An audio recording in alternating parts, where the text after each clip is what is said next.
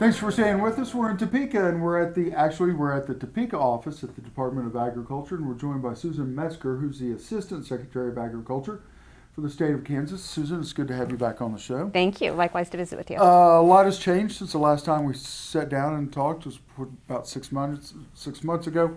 We have a new administration. We have a new session going on here in the state of Kansas.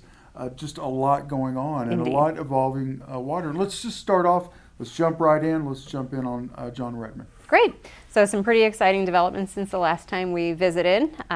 This time last year, we had just begun construction on the confined disposal facilities and finished that up this summer. And in this past May, we began actually dredging and finished that up this past fall. And we successfully removed 3 million cubic yards of sediment from John Redmond. And now that sediment is being stored in 5 different disposal facilities, one of which is on federal core property, and the remainder of which are all on private property. So now begins the process of actually dewatering those and kind of in the hopes of reclaiming that property back to ag land in most of the cases. And most of that will just be, as it dries out, will just be used back.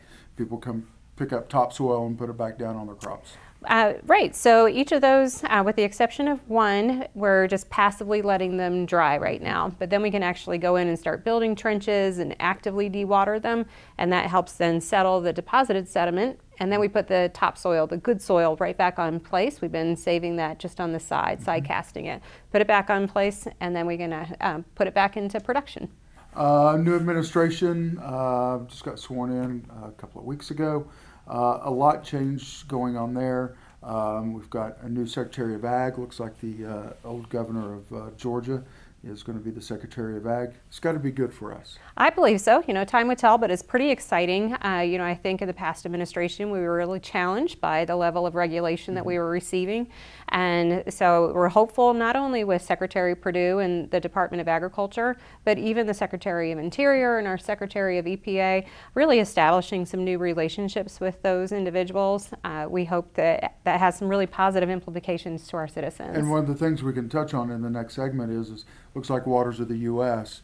Is going to go by the wayside. Right. So that's certainly what we're hearing from a court decision. And we'll see with the new Secretary of Interior how that then kind of plays out, and the Secretary of EPA. But also, you know, some of the things that we've been challenged with the administrative review of the lesser prairie chicken and those types of things.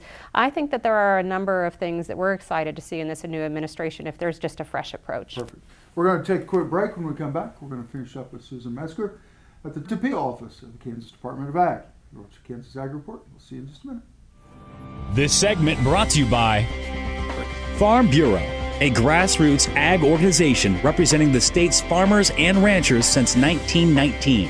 KFB.org. Oldie Seed Farms, carrying soil-specific seed. Find them on the web at oldieseed.com. That's OHLDE seed.com. Grass and Grain, online or in the mail, keeping Kansas farmers informed for over 60 years. grassandgrain.com. Kansas Weed Commission, leaders in the adoption of profitable innovations for weeds. Online at kswheat.com. Thanks for staying with us. We're in Topeka at the Kansas Department of Agriculture's office, Topeka office. We're joined by Susan Metzger, Assistant Secretary of Agriculture for the state of Kansas. And you touched on that in our first subject, some of the regulations we potentially could be seeing rolled back.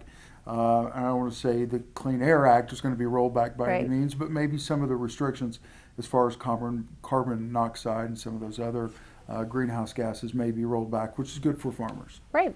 You know, we operate under a smoke management plan here in Kansas, which allows us to do prairie burning, really important to our livestock industry and the integrity of the tall grass prairie. So it's really important in this new administration that we begin that relationship early, begin educating some of Kansas needs so that they have a good awareness when they're talking about reevaluating some of those acts and regulations. Not only that, but we've got a lot of new legislators here in the state of Kansas. We're starting a new 2-year cycle.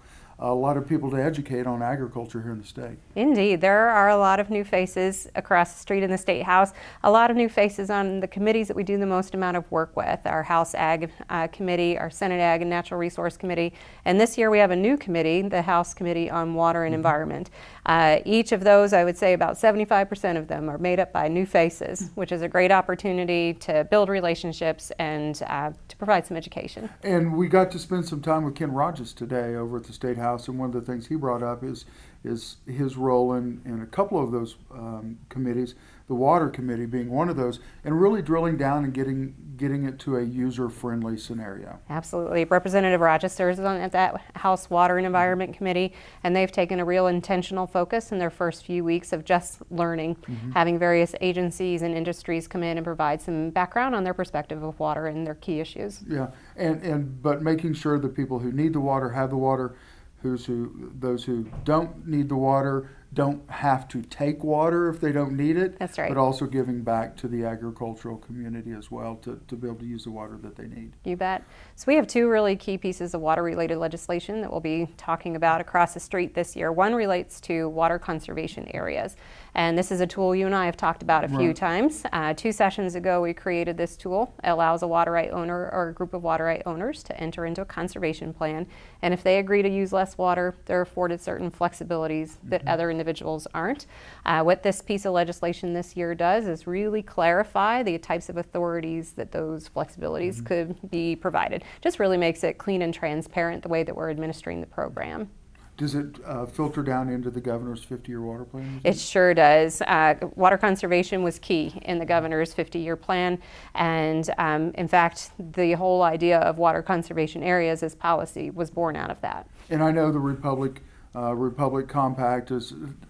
Ken said it best. He said, "This is the first time I've seen Nebraska, Colorado, and Kansas get along so well." It's really exciting, really unprecedented, and it should be the way that states and government cooperate together.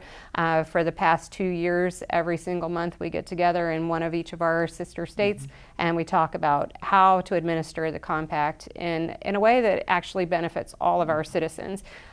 We quickly learned that an individual that might live in Hanover, Kansas, still does business across the border in Nebraska, may even still own land there. So we share our citizens' concerns. And so this year we entered into a long-term resolution with both Colorado and Nebraska that really outlines a more favorable way to administer the compact for all 3 states. Perfect. Well, we'll catch up with you later as we get through the session.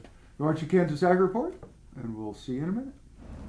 If you would like to advertise your business on kansasAGreport, give us a call, 785-580-3287.